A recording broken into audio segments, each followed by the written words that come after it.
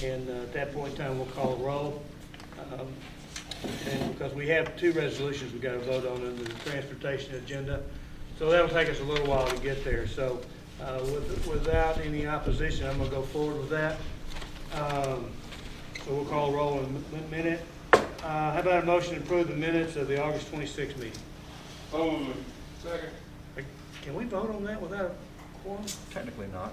Technically not. 15, is 15 a quorum? Yes, we have. I think we're. Let's go ahead and call the roll then. Let's see. We're calling the roll. We got the roll to call? Or we counting heads? Don't know. We have to. Who all, is everybody here a voter? 1, 2, 3, Or quorum? 4, Have 5, a- 6, 7, 8, 9, 10, 11, 12, 13, 14, 15. We have 15, so we do have 4. So go. 16. Kathy just came in, so we got Okay. 20. Okay. We got a motion for the minutes. Somebody say yes? Yes. Motion second. Let's just say, all in favor of approving the minutes from August 26th, say aye. Aye. Opposed, same sign. Motion carries. Thank you very much. And financial statements for August and September. Do we have any questions about a motion? Motion. Got a motion. Second? And a second. All those in favor say aye. Aye. Opposed, same sign. Motion carries. Thank you very much. James Walden, did I see him come in? Yeah. Yeah. You're going to talk about APA awards? No. See if that mic's hot, James. We're good. So, so recently, the Arkansas chapter of the American Planning Association, which I am the president-elect of, we recently had our chapter business meeting, and we awarded some awards to Metroplan for this. We had two captions for an award that we provided. One was for unique contribution to planning, and the other is for an achievement in media or journalism. We don't normally provide two awards to one project, but we felt like in this particular instance that this was such an outstanding project and such a unique and different one that we really felt like it was appropriate in this situation. And so that was for the Horizon 2020 plan. It both was in terms of very unique contribution from the contribution standpoint in that it's not often that you get an agency or a plan where the agency is really willing to take a post-mortem and look at it in a very honest way. And so for staff, for the board of directors, that is a very brave look, and I think it also is very important to helping us improve our planning for a region. So for that, that alone is worthy of a lot of contribution and the award in that. But in addition, we awarded for the contribution in terms of achievement in media or journalism, and that was in particular about sort of the aspect of the slick graphics. In terms of that, the quality of the actual presentation of the material that we thought was very, very excellent. The fact that there was mixed media that was used with Facebook videos, YouTube videos that helped publicize this, and then in addition, the panel discussion that was held was particularly excellent. And so we thought, in terms of communicating the message of that particular project, did a very, very excellent job. And so we just wanted to say congratulations. Thank you for undertaking that, and it was a very, very worthy project. So we will have, once the sort of the COVID, hopefully it'll be sooner rather than later, we'll be able to do some pictures with that and present the actual physical rewards. But we've kind of been holding off on that up until now. Anyway, congratulations. Absolutely. I think, for our staff, it continues to amaze me when they put out a product and you look and you go, wow, that is over the top good. And this right here just proves it, James. So thank you to you and your organization recognizing our staff and all the hard work, Tab, that you and your staff does. So kudos to everybody. Okay, let's go to agency reports. Tab, you're up. Yes, thank you, Mayor, and thank you for your acknowledgement of that. And I have to say that, I'm just a few years on this side of the table.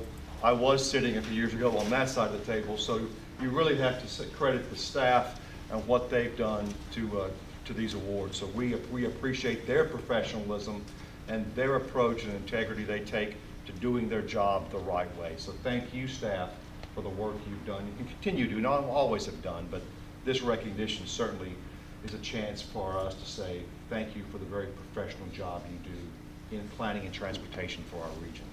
But moving on, we are amid the pandemic. We are quite busy. We have had a number of things that have come to fruition. We have recently worked with the East-West Connector study, and that's still going on. Some of you and jurisdictions that are impacted by that study are being met with. I'm assuming you're being discussed with at this time and getting your comments before they fully roll out the preliminary thinking on that study. It's going to be interesting to see how you can improve access to and from north central Pulaski County, but this is the opportunity to get it done if it's ever going to happen. So we're excited about the results of that, particularly in conjunction with the 107 section being included in the state's STIP, I guess is what it is. Our TIP, your STIP, and we'll be dealing with that a little bit later. And so that's an exciting project. We also have recently had the RFP for the Regional Path Consulting Study. We are in negotiations with that particular consultant that we've selected. We appreciate some of the board of directors participating in that. It's fairly involved, going through the RFQ, then the RFP process, and making a fair evaluation of everybody. We appreciate your participation. We look forward to that because the quicker we can get them started, the more we can get out and start talking to you about where that regional path system should go. And that I think is really exciting, and how it can change the way we do our business over the next 10 years. That is very exciting. We are also going to present the results of the call for projects for the 2021, to be obligated in 2021, surface transportation block grant funding from Metroplan. There is a lot of work being done to meet those new scoring criteria. They are cumbersome. Again, we had a scoring group. If you remember, based on our Zoom call last month, we had 5 members of staff score the projects. We also had 4 political members, 4 board of directors come together, designated by our president, to score it. Those 4 were averaged together, then doubled and added to the other 5 to come up with the final score. Casey will go over that a little bit later, but that is also an exciting project in that we're seeing the results of some of the emphasis we've put into how we grade and how we score those. Now, that being said, we did put our staff and our scores through the ringer in getting all that scored. So we do want to come up with a simplified way of doing that to make it as easy as possible. We do like the objectiveness of it, but we also have to take a hard look at the results of the scoring and if we are getting to the results we want. And I think that's very important as we move into a more strategic approach to designated money for projects, is making sure our scoring criteria that we award money on gets to the objectives we want. So we'll be taking a debrief from the general board members, as well as in particular those ones who helped us score that, to see if they indeed are doing that thing, and take any suggestions we can on making it a more approachable process. But we're learning. This is the first year, and we knew this going into it, that there will be changes. We'll learn how to refine it and make it a better process. But you'll be getting those results today. There are many other things we're doing. You'll hear in the Small Cities Council update, you'll hear some of the stuff we're doing in terms of model code and what our objectives are with that. And our newest staff member, Bernadette Rhodes, will be leading us in that. But Mayor, it's a busy time with Metroplan, but it's also something that we think is going to pay dividends in the future. Absolutely. And we talked about it at the last meeting, that we were going to have to tweak this system. So let's tweak away, make it better and easier. I didn't see RDOT come in. RDOT, there you are.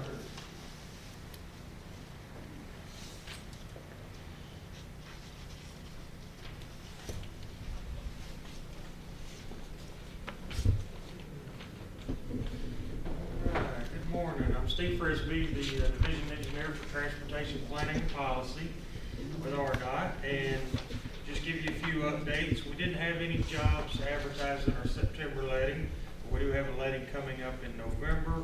We've got a job on Highway 5, Garland County line to Denton.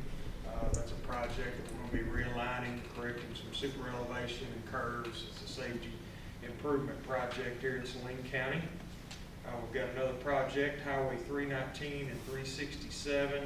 That's a traffic signal upgrade with railroad interconnect. That's in Lonoke County. We've got another job, Highway 70, Pulaski County line to Monroe County line, or Lonoke County. Millen Inlay, overlay Lonoke and Prairie County. We've got a big project in Faulkner County. That's the Highway 89 railroad overpass, and it's a bridge structure we're building there, 89 at Mayflower. So those are some projects coming up here. I believe the letting is next week. And Tab's already mentioned the East-West Connector study that's ongoing. We don't have any virtual public meetings scheduled now. I know Director Tudor's been very busy out traveling the state, educating voters about issue 1. So we're excited to see what kind of results we get next at the vote coming up. So with that said, does anybody have any questions for what's going on with RDOT? Don't see any, Steve. Thank you very much. Thank you, sir. Question, wait, Steve, you said the letting, Mayflower, you hadn't done the letting yet, you're gonna wait after election to No, the letting is scheduled in our November letting. I don't Who's the have bid the on date. it? That- That is the bid on it? Yeah, the job's advertised now. You can go to our website, you can get the plans, the contract, anything about that. We're open for any questions about the project right now. So it is out there for anybody to look at our plans, and contractors are hopefully sharpening their pencils right now and getting bids together, and it will go to letting in a week or two. I can look it up for our November letting date. Yep, so we're hoping to move forward on that project pretty fast. Any other questions? Thank you, Steve. Thank you, sir. Are they here? Is Rockridge in? I'm here, but we don't have anything to report. Okay, very good. And then I don't see the port or the airport. Okay, small city council update. Our chairman, Sammy, has staff now that gives his report for him. So Bernadette, tell us everything Sammy wants us to know. Okay. Mayor Smith and Pat, we've been hard at work in the last few months, working with our small cities council members, and I wanted to thank Mayor Hartwick and Mayor Kim for co-chairing that committee.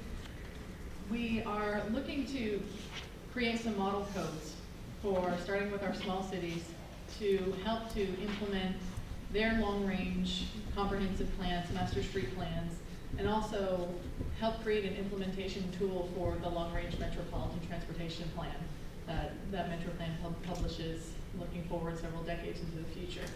So, in having met with several of our small city council members, we're hearing some priorities, some challenges, a desire to perhaps update some codes that have perhaps outlived their utility, that are 20, 30 years old.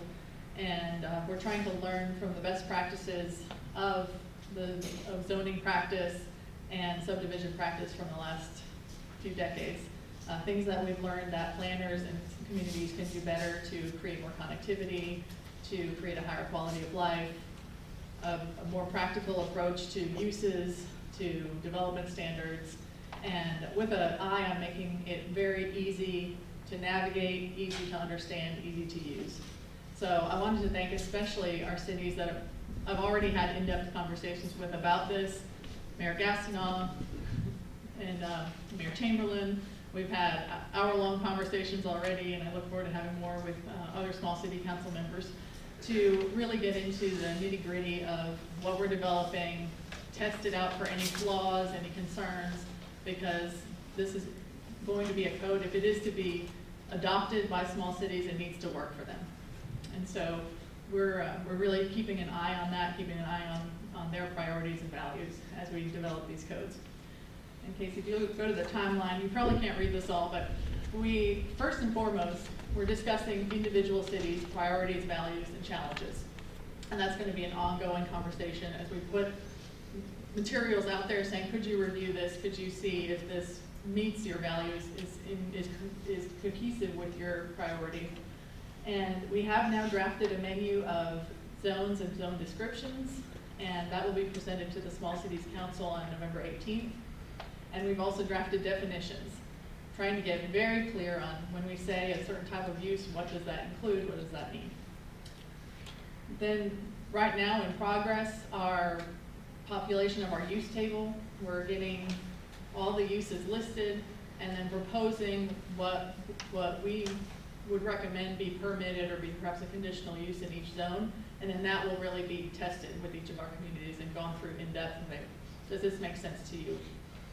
And the goal is to make everything very visual, to have, instead of a long description of uses along for each zone, list out all the uses that are allowable in that zone, just have one quick glance table that you can look at and see what you can do with your property in each zone and where you can put your business. From there, we'll work on developing development standards for each zone and proposing the minimum, maximum lot sizes, parking standards, things like that. And again, field testing those with you to see if it's practicable in your community. Throughout this, there will be opportunities to get input, to give input, review what we've done so far. So we're going to lean on, obviously, our Small Cities Council, certainly our RAC and the Metroplan Board as well, give you plenty of opportunities to provide input and make sure that we're on the right track. So looking forward to December, January, we're going to then move towards drafting subdivision regulations and the actual text of the ordinance. And the first quarter of next year is going to be a really busy time where we're going to be really trying to review and finalize a lot of these codes. And then the hope is, this is an aggressive timeline, but the hope is to be able to present the Small Cities Council with a final code at the end of March. So that's what we're working towards. We have it in our sights. We're making good progress. And if you're not in the Small Cities Council and you'd like me to send you drafts of development standards, use tables, anything like that, please just reach out to me and I'd be happy to get that to you to get your input. Does anyone have any questions? Thank you, Bernadette. Thank you. I want to encourage everybody, these smaller cities that are growing, you need to wrap your arms around this stuff and try to figure out what's possible. Because if you don't, you're going to turn around 10 years from now and go, uh-oh, I wonder why we didn't do that. And so, you might think that you're not going to grow, but I guarantee you in the next 10 years, all of you are probably going to grow 20% at least. They're going to try to start putting up neighborhoods and businesses where they shouldn't be. So you're going to have some sort of organization to keep it from biting you 10 years from now. Just an editorial comment. Mayor, I'm glad you said that because that's so true. First, I want to say how dangerous what we just did was, because we did steal Bernadette from Mayor Smith, who worked right across, and I didn't want to bring any sore subjects up on that. But we appreciate, she's been a wonderful asset to us, and just like you said she was going to be. But I want to point out that what the mayor said is exactly true. If you go back to 1970 and look what was considered small cities in this region in 1970, that group of cities grew over 600% in the intervening years since that period of time. In 1970, Cabot was 2,700 people, and now it's an order of magnitude bigger at 27,000 people, or right at 30 going into this census. And if you look at Bryant was 1,200 people in 1970, and it's 24,000. There are lessons learned from these other, say, mid-sized cities that can still remember when they were smaller. There are lessons to be learned that can be very valuable to some of you small cities. And like those folks can tell you, those residents of those cities can tell you, I wish we'd have done this. And we may actually put together a panel of mid-sized cities to help advise the small cities on things to watch out for over those next 10 to 20 to 30 years, because they will happen and you'll have regrets. And the best we can do is try to get that information to you in advance and give you perhaps some lessons learned. So we may do that with some of the mid-sized cities and ask you to sit in with the panel with the small cities, just so we can deal with this topic and try to get as far around the corner on it as possible, because it's coming, and like the mayor said, 20% may be on the low end from the experience we've seen right here down the road in some of these other cities. So Mayor, thank you. You bet. Okay, Casey, it's all yours. All right, well, I'm gonna do double duty. I'm gonna run the computer and try to talk through these. First is item 6. It is the Title VI and Limited English Proficiency Plan. This is a federal requirement. We update these every 3 to 4 years, and I'll compliment Lakeisha, who has been primarily responsible for this, as well as Susan Markman before her retirement. This was approved by the board 2 months ago to go out for public comment. It went out for public comment. Prior to that public comment, we had engaged members of the community as well as RDOT and Federal Highway to ensure that we were meeting the federal requirements for these 2 documents.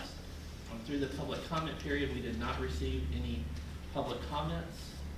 As such, we are recommending approval of the updated Title VI and LEP plan, and that would be done through motion to approve Resolution 2014.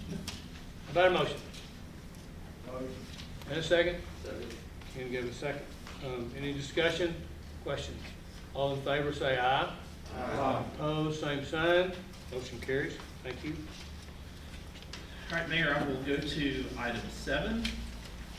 This is the CARTS 2021 to 2024 Transportation Improvement Program. I'm sure that you appreciate all the acronyms that I use. I'm going to try to go through a couple more of them as part of this presentation.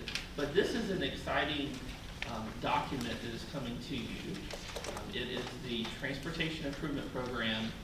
It is the document that's basically a 4-year document that includes all federally funded transportation projects. The key here is CARTS, Transportation Improvement Program. CARTS basically is another anonym for Metroplan. So you can call it the Metroplan Transportation Improvement Program. Now you also at times hear the word STIP. That is the State Transportation Improvement Program, or the Arkansas Transportation Improvement Program. That is basically the exact same document, except instead of being region-wide, it is statewide. So it includes other documents from other MPOs throughout the state. I believe there's 7 of them, as well as other areas of the state that are not covered under metropolitan areas. Now, when we develop these, it is intended to be a collaborative process. So even though the responsibility of the CARTS Transportation Improvement Program is you specifically adopt that document, and then the federal regulations say that it gets incorporated into the state transportation improvement program without change. In the actual way it works is we work together as we're developing these, because obviously it is a similar document. And so I will highlight a couple of projects. The 2021 to 2024 TIP is actually just extending the current TIP a couple of years, so a number of projects that are already in the TIP are there. And then there's a couple of new projects. To highlight a few of those projects, one of those is Highway 107 in Sherwood from General Samuels to the back gate. Another project to continue the widening of Highway 5 between Highway 89 and Greystone in Cabot. Another minor project, but a project to improve the intersection and interchange of Keel and Brockington and Highway 107. A couple of projects in Denton to improve the interchanges that are at Highway 5 and Congo. So those are a couple of the new projects that have been proposed by the department. They're all on state highways. Other highlights, we continue projects including Highway 67 in Jacksonville. If you see that under bullet point 1, Highway 10 in Denton, Highway 5, both in Benton and Bryant, and then several projects in Conway. And there's a pretty big emphasis on preservation as well. I'm going to go to the document here because this may help you, if I can find it. Here it is. If you're looking at this, this was distributed to you as part of the board packet. First is a map that shows those projects. It's going to be difficult to see that, but it gives you an idea of what you're looking at, and you're seeing what we call capacity projects, or these are projects that are typically adding capacity lanes, intersection projects. You have a lot of pavement preservation projects, and I'll caveat that these projects have been identified by the state as a priority, but they continually update their pavement conditions, and at times these can be changed. So this is an intent, but it is certainly possible that the pavement preservation projects get adjusted according to immediacy of need, and then some safety projects. If you go through the document that was sent out, next you have basically the new capacity projects that were mentioned. Then you have county maps, so this helps you if you're looking for more detail. You can go to an individual county and see those projects. And then if you continue on, there's some tables. And I will point you to these tables that look like this. This is on page 10 of that document. And this is the actual list of projects. So if you look at the first project, it is I-40 from Conway to North Little Rock. It's system preservation. This is actually a new project that is in the tip to unlikely relay or overlay that I-40 between Conway and North Little Rock. And you see 2024, so that's the year that it's proposed, and then it has 8.8 million dollars that is estimated for that project. If you continue down, let's go down to the bottom of that page. You see Highway 107. That is the General Samuels to Arnold Road. That is a new project that we're seeing in the tip. It's major widening. It's listed in 2024. And the estimate is for $10 million. And then if you continue on, there are additional projects there. The 30 Crossing project, because there's some additional funding that's being flown to that project, is shown. There's safety projects. There's the Highway 10 project. And so that's how you go through this document. If you have questions about these projects, please let us know so that we can reach out to Steve and RDOT and get that information to you so that you can consider that as you consider the adoption of the CART's Transportation Improvement Program.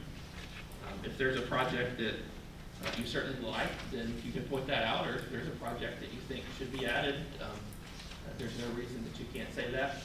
I'll mention that the Highway Commission was going to approve this list in October. It's my understanding that they are holding that probably till the next commission meeting and to be released for public comment. So we will be working very closely with the staff at RDOT on any changes. It also has Rock Region Metro. We have a representative here from Rock Region Metro. We've reached out to them and have ensured that the projects that are listed in here, and I didn't really mention that, but if you go down a little further, you get into the transit projects. There's statewide projects. So here's the transit projects. So you have Pulaski, Capital, and Rolling Stock. This is Rock Region Metro. It's basically the federal funds that get used to replace buses. They have other information that's also involved in the tip. So we work closely to ensure that they're also comfortable with the document before it's adopted. It's our intention that we bring this back to the board in December for any consideration, and assuming that the department has finalized their list, and at that point we would move forward, putting it out for public comment and adopting it. So are there any questions on the tip? I will emphasize this is a really important document because this represents the projects that will go to construction in the next 4 years. And Steve, you're welcome to add anything if you'd like to. Just a comment as well. Another very important thing I want to point out is when we do, our commission was going to vote on this draft statewide, which also includes this area, but they did want to take a closer look at a few things, and so We believe they'll look at this in the December commission meeting, and when they vote, they're not voting to approve the STIP, they're voting to approve the draft, and then when that goes out for public comment, I believe it's a 30-day period. Do y'all typically send something out reminding everybody? Yeah, we'll do the same time, same. Yeah, that is the time. What's interesting is although we're approving this draft and asking for comments here, we are in the process of developing the STIP for the next. So what we're doing is rolling right into the next year. There's no time to stop and breathe. We start planning ahead. And so that is a great time. Even if you see something you want done that's not in here, we want your comments. Send us those letters during that comment period and say, hey, we're here and we want this done in our area. And even more important, if you have some way to leverage funding and say, hey, we're willing to partner with you as a state, and here's what we can offer. When you send that comment in, that goes into our book, that goes before our Highway Commission, and they get to look at that as we develop the next step. And so even if you've got ideas for the future, it's a great time for you to send those comments. Thank you. Thanks, Steve.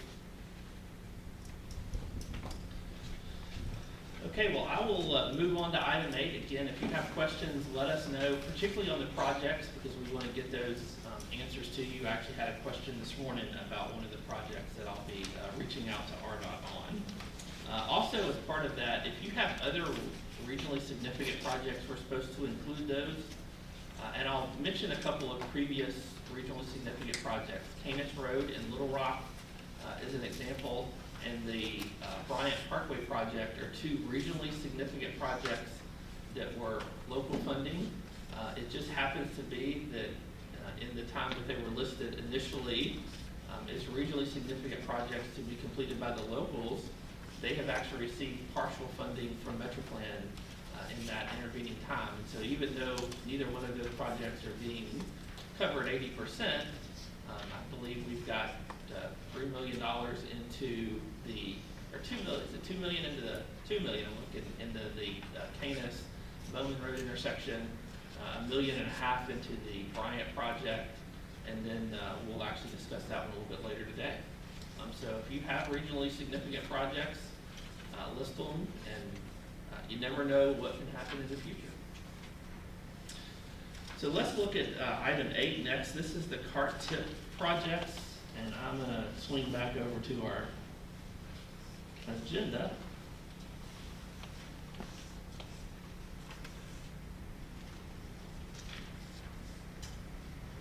And I first want to thank the department for their assistance with our projects. We did, it ranges, but last year it was about $15 million that we needed to obligate toward projects. That means that these are projects that are ready to go to construction. And that's a key consideration because we are continuing to try to push ourselves to get our obligations closer to obligations so that once they obligate, they're not sitting there for 6 months before we're seeing money spent. That is a bad consideration for us. So we have really pushed to ensure that our projects are truly ready to go and to go to construction. And the department allows us to carry about $1 million a year over. So we spend a lot of time working with their staff and your staff to ensure projects that Metroplan awards go to construction and are obligated. I'm happy to report, and I know it's going to be almost impossible to see on the screen up here, but they are in your board packet, the projects that were obligated last year, and I'm happy to report that we did meet our obligation expectations from RDOT, and we were able to obligate all of those funds.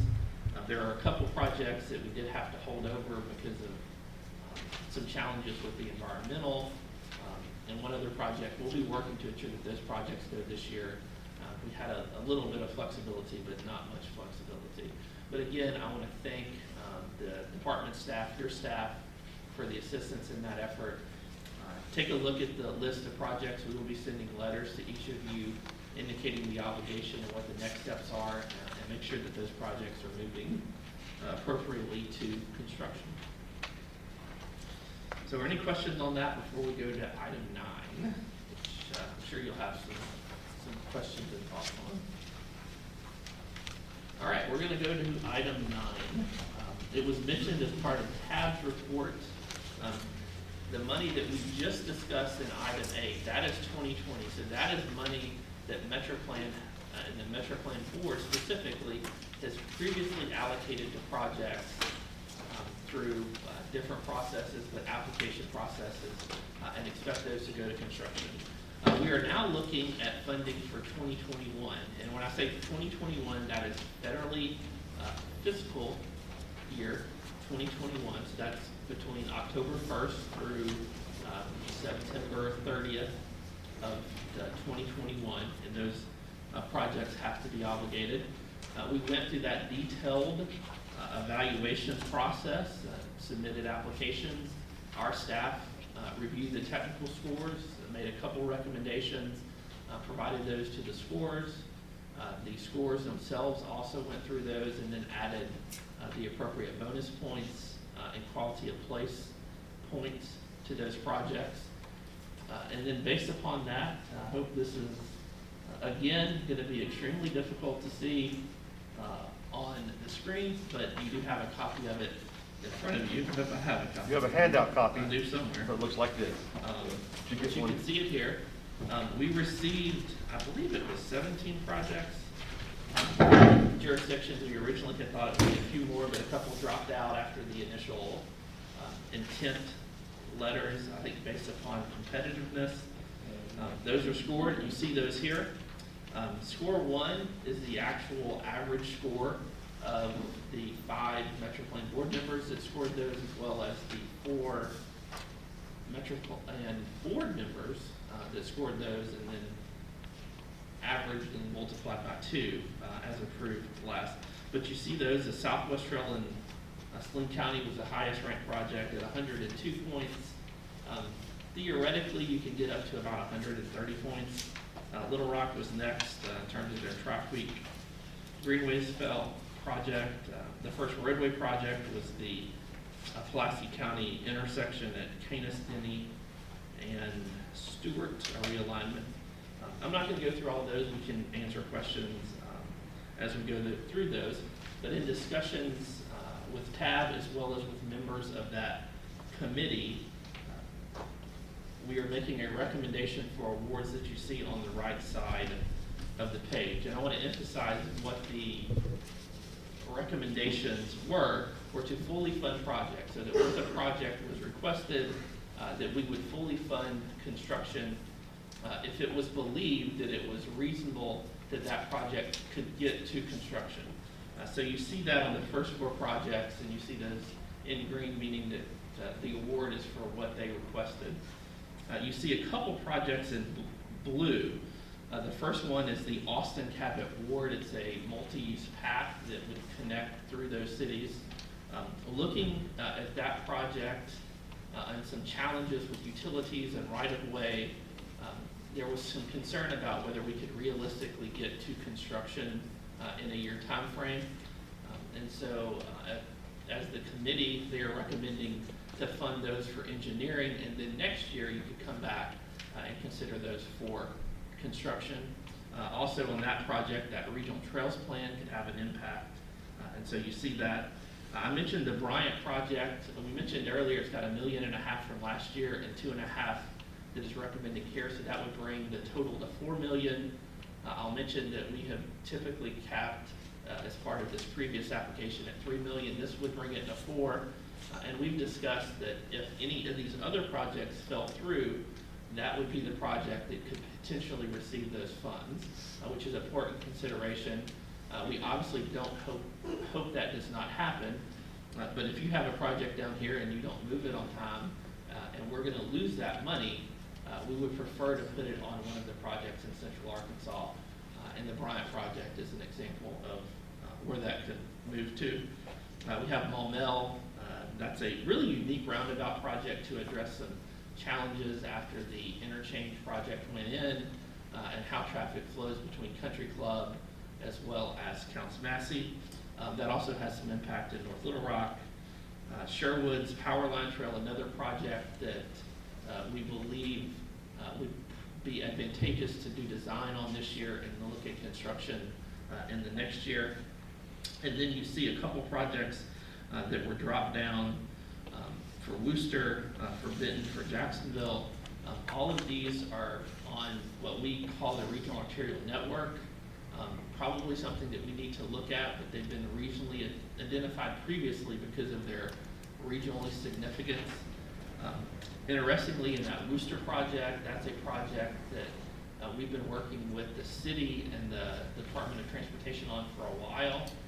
And this would allow that project to proceed to get a detailed design on it and then work on a partnering relationship to finalize that project, and would anticipate that the department would be bringing a significant amount of construction funding to that project. In Denton, the Congo Shenandoah Road Roundabout, you go back two items to the Transportation Improvement Program. I was really excited to see listed in that draft tip 2 interchange projects in Denton, which is right adjacent to this intersection. This design would then allow those two to be coordinated together, potentially even constructed together, but this would allow that project to move forward and coordinate those 2 projects, which I think is a good use of funds and consider for construction later. And then Jacksonville, on the east-west connector, we've been looking at this recently. We've spent money previously on this connection. It's the most southern route that connects Highway 107 to 67 in the Jacksonville area. When you go past that, you have to go all the way down to Brockington.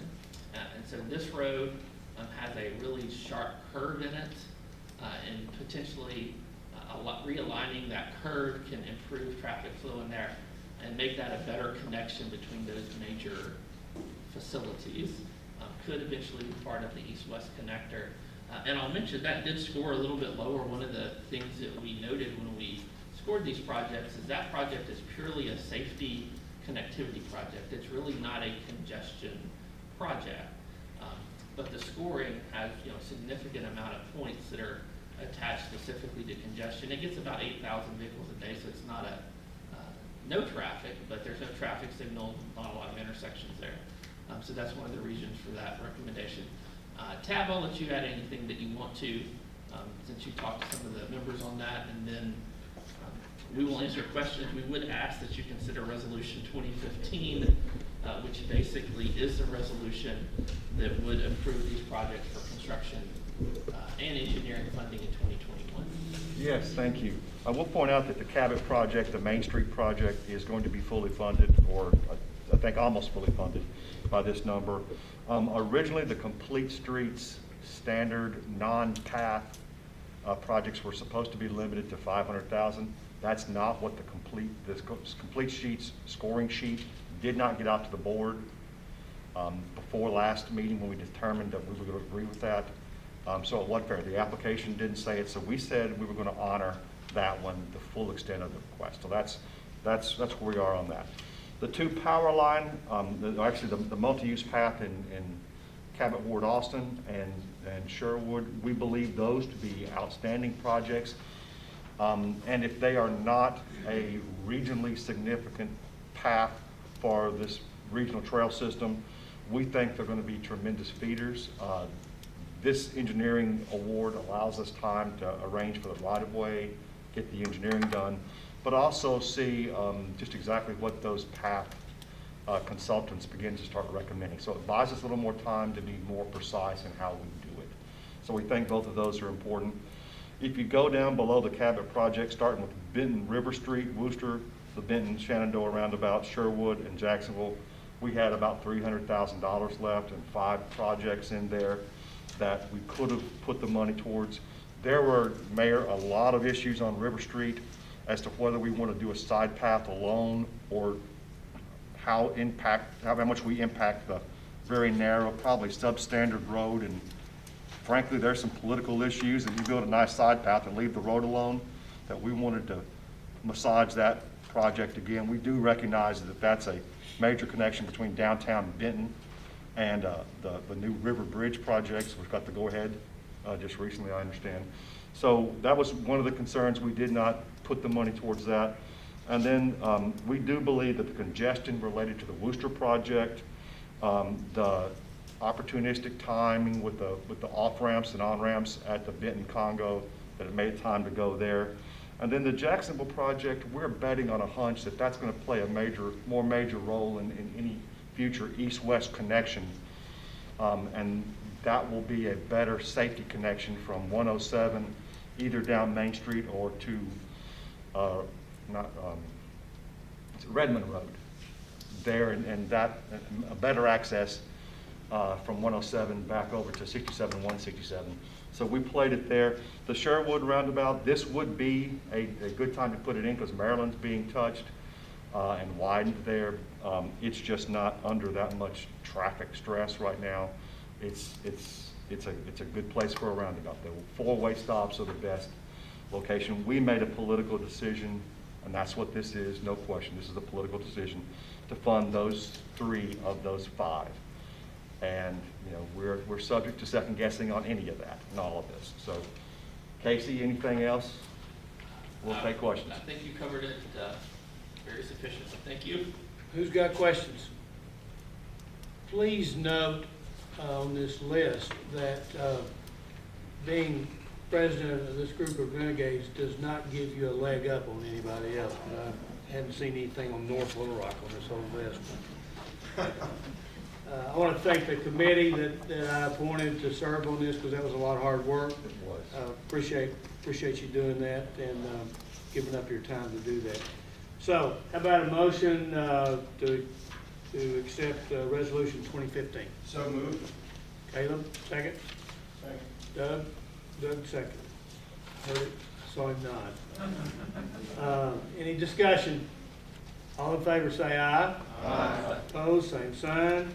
Motion carries. Thank you very much. Is that all you got, Casey? That's all I've got. All right, how about Metroplan board announcements? Do we have any? Just before we go on, are there any parting thoughts on that whole process, since you've all been through it now? Does anybody want to weigh out? Because we do want to come back and follow up and debrief with everybody on this most recent round of STBG projects. And that's what we're going to start calling them now, by the way, not STIP, STBG projects. STIP is for the state. This is ours, STBG. Judge? Just because your project wasn't accepted this year doesn't rule it out for the future. You try to refine it and I'll apply again in a future date. Thank you. I think people understand that.